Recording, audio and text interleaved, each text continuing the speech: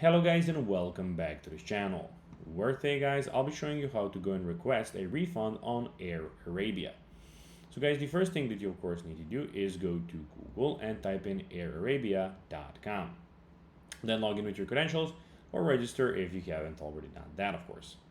But now guys, let's see how you can actually go and request a refund on Air Arabia. So first of all, you need to go to this part of the website. So I'll be going and putting the link here. So cancel flights. So it's airarabia.com, management, modify, cancel flights.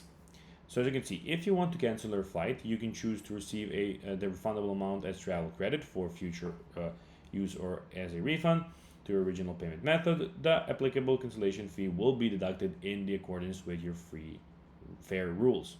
So what you need to do is go and put in your booking reference, so the PNR, the contact person last name, and the departure date. I don't have a flight that I'm gonna go and cancel, that's why I cannot click here. But when you put all of these informations, you should click continue and you will find the booking. Then open your booking and select cancel flight. Choose the preferred refund option if eligible, travel credit for future bookings, or refund to your original payment method, as I told you. And that's basically that. That's how you can do it.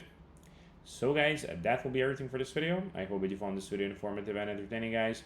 If you did, don't forget to like this video, share it, subscribe to the channel, and put the notifications on, as guys, this really helps us grow our channel. So that will be everything, and I'll be seeing you in the next video. Until then, as always, until next time, bye guys.